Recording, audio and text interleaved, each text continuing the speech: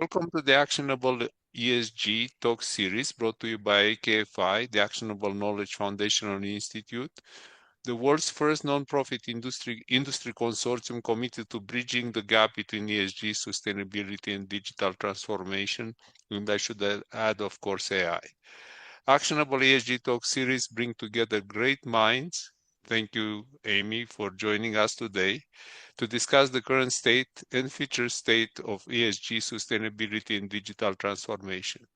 I'm delighted to be here again with our guest. Amy, had been a long time since we didn't have her as a guest, so today is the day to talk about Amy and give her the space about sustainability. She's redefining what sustainability in hospitality look and feels like it. With a background in travel and luxury hospitality, she's on mission to make guests actively seek sustainability and to help hotels and destinations to be ready to meet the demand. And through her company, Greenlux, and I think she launched recently a new company, I will talk about that shortly, helps hotels to move beyond compliance to create experiences to prove luxury and sustainability.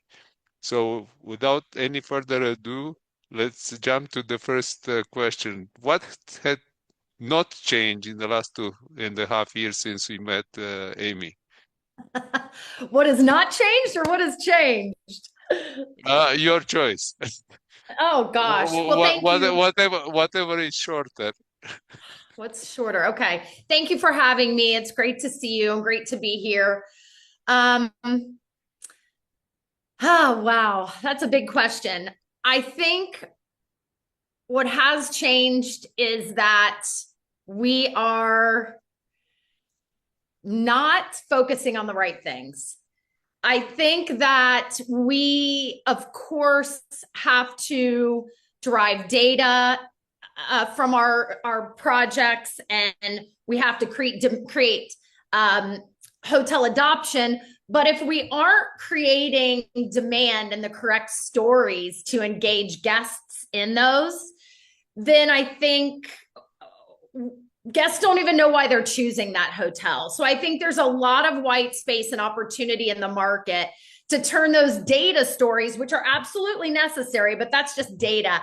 How do we turn those really into storytelling? And I think that the guest is looking for how do I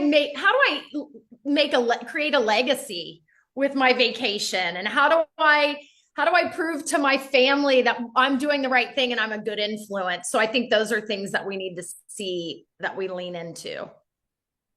Well, from my experience with my friends, when they travel, they seem to travel just to send me pictures because so really, but seriously, people are looking to share their experiences. Now, I think the multimedia, the social networks and so on, and probably AI soon will pick up on these experiences. And actually, we not only want to have the experience, but maybe to share the experience as well.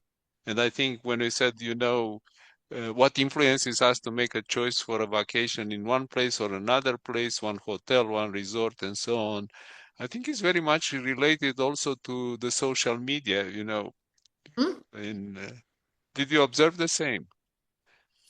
absolutely. And it's interesting that you bring that up, because I've read some reports lately about really social media is how travelers are now choosing their destinations.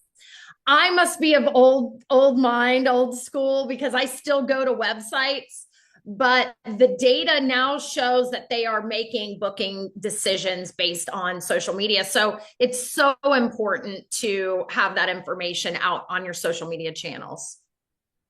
So it looks we should focus on visitors of social media channels that also look at sustainability. That points actually generationally, at least my observation and our work with interns in AKFI, it points really to the younger generations that are more conscious. Now, from luxury travel, we have a couple of white papers and articles in our monthly newsletter. We find out that the target is not really a target that is ready financially for the luxury travel, right? So those are the people that are still paying or have to pay for their student loans. Yes. So seems to be a little bit of a gap in the market, in sort of in the luxury, we call it maybe the part of the luxury paradox, right?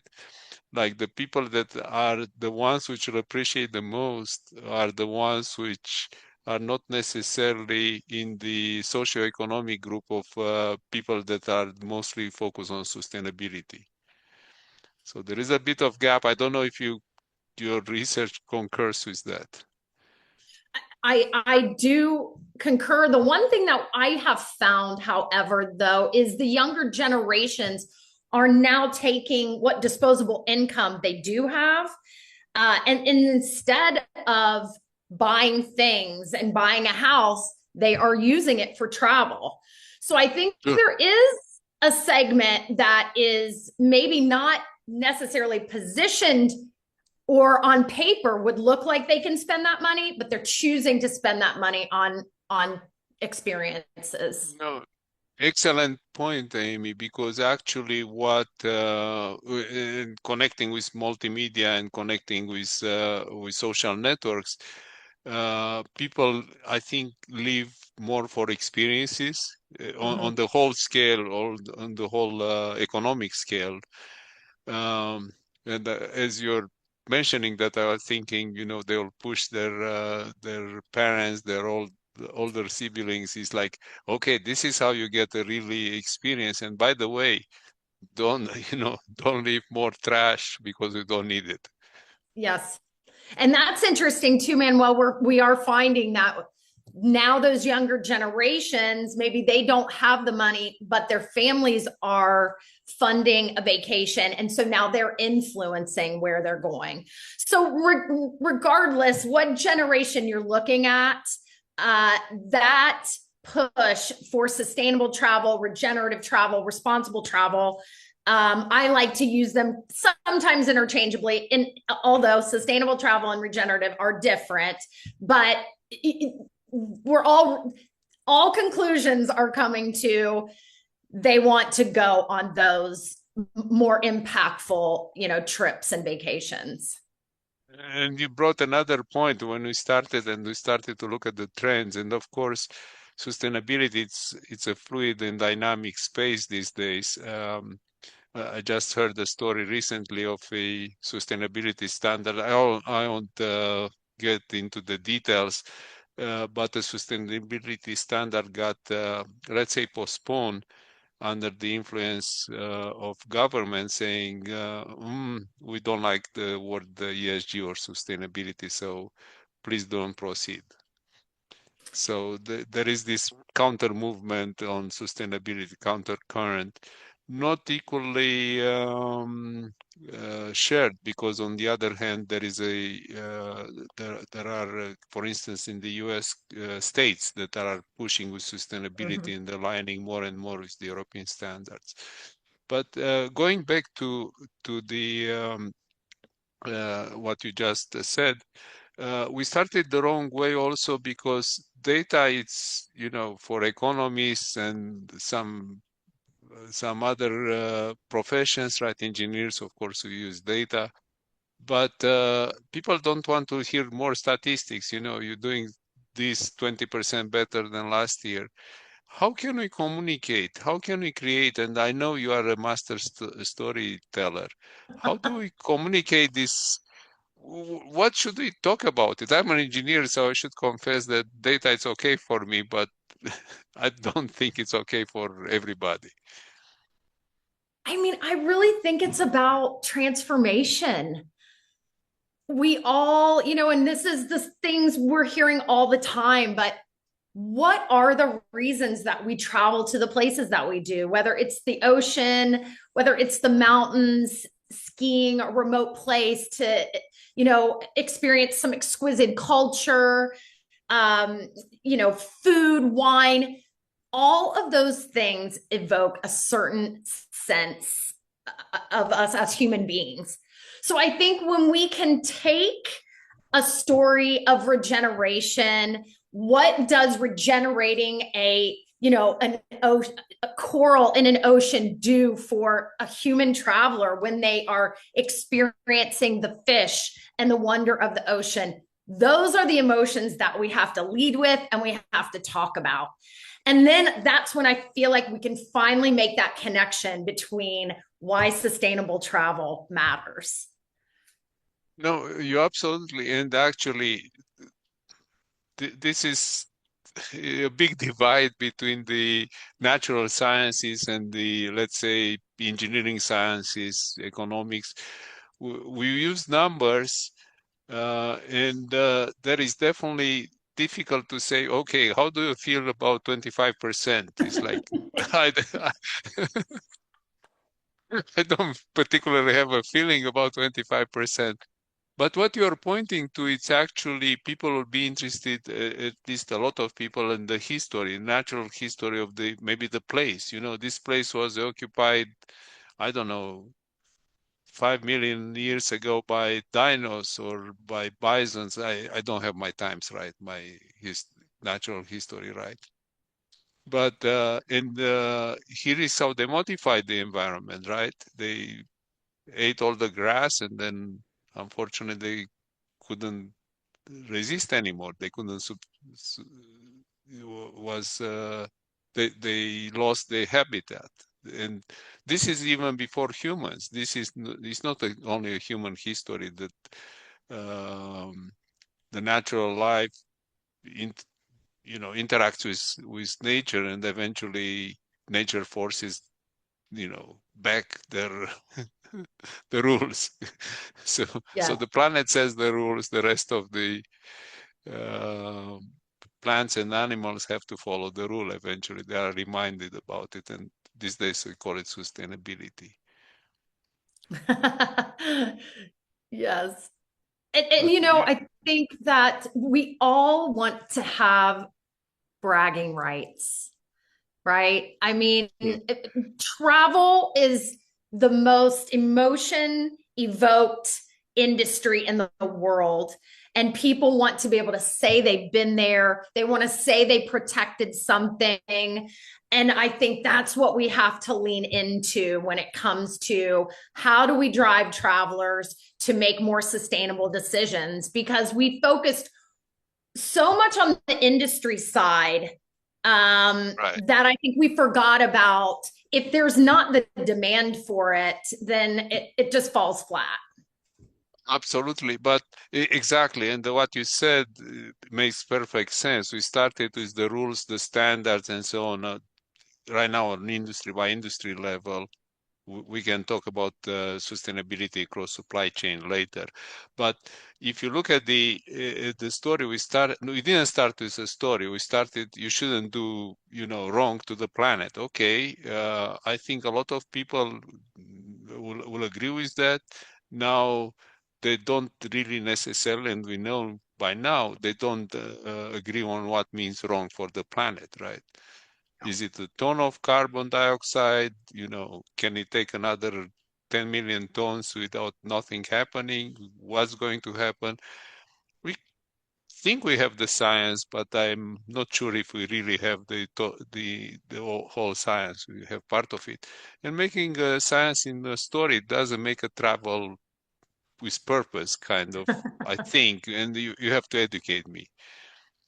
Well, and I hope it's okay to make a plug. I just started a new podcast. It's called The Conscious Check-In.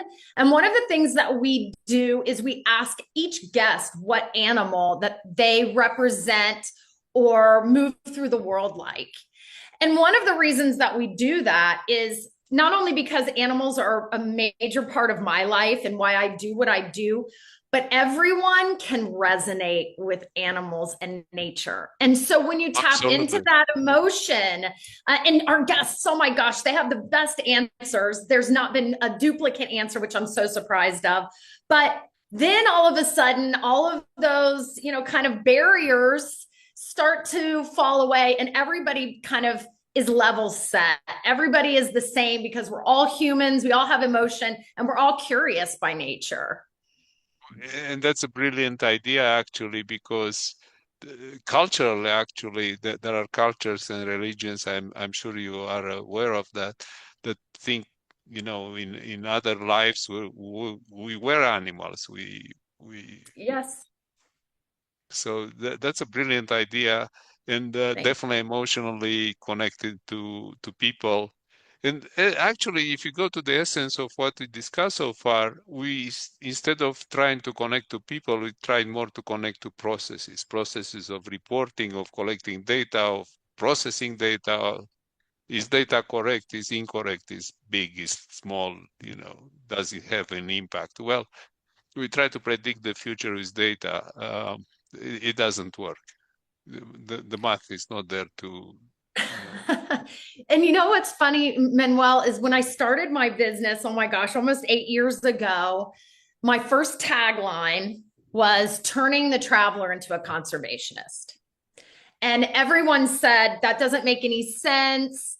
That's not going to resonate. No one is going to be motivated by that. And so I kind of let it fall to the wayside. And now I've brought it back because it's exactly what you just said. How do we take a conservation story that's full of data and processes and measurement, and then get the traveler to want to own that story in a way? Because I always felt like there were conservationists on one side, right, and then business people on the other side, and nobody, there was that like middle ground where no one could really kind of like come together and mend that gap. And so I feel like when you can make a traveler think with the mindset of a conservationist, now maybe we've mastered it. So we'll see where that goes. I don't know.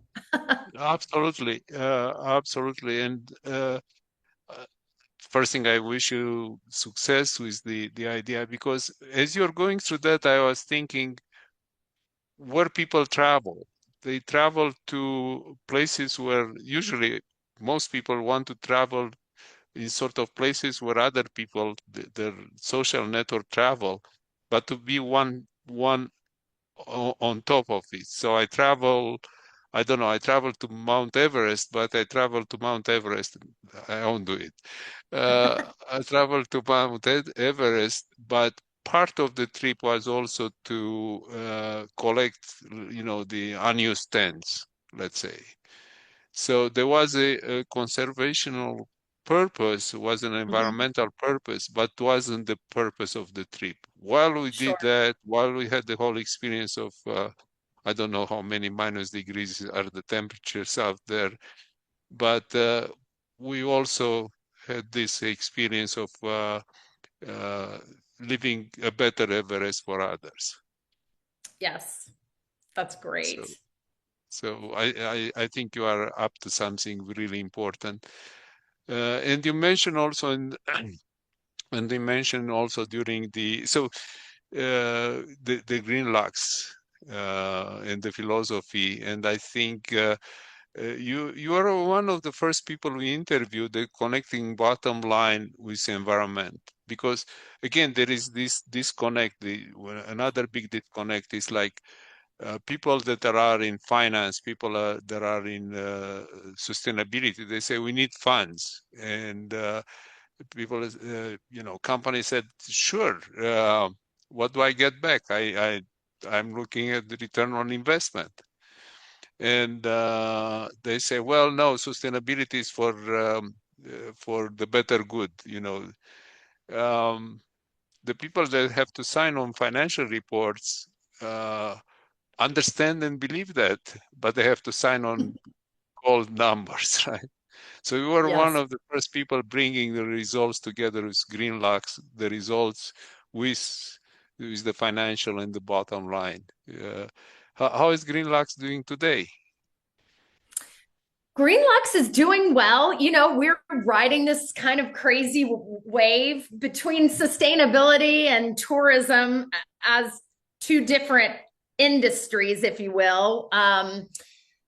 it's been a roller coaster, but I think that again, we've spent a lot of time on the operations side and how to prove that you have to not only measure sustainability, of course, through ROI, but also through impact. Because, let's face it, if you're on a cruise ship and you let 3,000 people off of a cruise ship into a port of call where people are struggling, no one wants to return there. So you have to measure impact just as much as you have to measure profit. Now, we know that these businesses are running on profit and you have to have that, but that's why we've kind of stepped away a little bit from the operational side and more into the media side to really be able to drive that top line revenue and show them that sustainability is also, going to impact guest bookings. And so that you can definitely feel on your balance sheet, but it's not just measuring savings, but loyalty, occupancy, rate growth. Of course, solar panels, you're going to measure your energy costs, but you have to be flexible when you're looking at something like sustainability because there's multiple ways to measure it. No, absolutely. And again, is this need to communicate, and if I can use the word package, I know it's overused in the industry, but if we can package sustainability in the experience as opposed to make it the experience, I think it's a great way to look at it.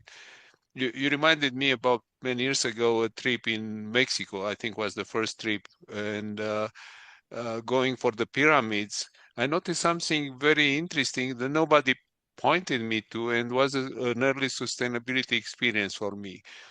We went, it was very hot, of course. It's the south part of Mexico. And the bus stopped to get some, souvenirs, small things. And there was a shack. And the shack was tall, was covered with palm leaves, and was cool. And I said, "How come you don't have electricity? You can cool it with standards method." And it was very simple. The roof was very high and had space for the hot air to get out, and was creating, as an engineer, I would say, convection effect, right? Pulling the colder air from the earth, from the ground, Mm-hmm. and having a probably 5 degrees change in temperature. So we had a lot of, if you want, technologies for sustainability that, and nobody pointed to me was, oh, sort of one of these aha moments is like, we don't need to use electricity to get cooling up to a certain level. And I love nobody that you said, bring, yeah. pointed to. It's a symbol. The guide can have a 5 minutes training. It's like, point to this. I love that you bring that up because it's such a mindset shift, especially here in the United States. And I think that, I talk a lot about what does European hospitality have to do with sustainability? Because to me, some of my first early kind of firsthand experiences with sustainability weren't obvious sustainability measures. It was just being European and living a European lifestyle. And so I think that's similar to what you're saying, just in the way that we have to stop making things so complicated. We have solutions and we can use nature. And I think what I really believe what we're going to see in 25, 30 years is we are going to be completely diverting the way we construct buildings, we retrofit things. And there will, I hope, there will not be just knocking down a forest and putting up a concrete building, because we will have learned that not only is it a lot more expensive, but it just will not sustain, human life and nature. No, you absolutely. And as you go through that, I was thinking in economic terms. We started with sustainability with a little bit of demand, and we went very quickly to supply. We have all these hotels and that rightly or wrongly, they claim that are sustainable, right? We won't go in greenwashing today. It's a thing of the past, actually, because of legislation, right? Trigger the legislation. But we sort of, okay, it is supply, it is demand. So let's move the supply really high. Move it. Everybody should supply sustainability from the soap and uh, there were small economic benefits. You don't wash the towels every time and so on.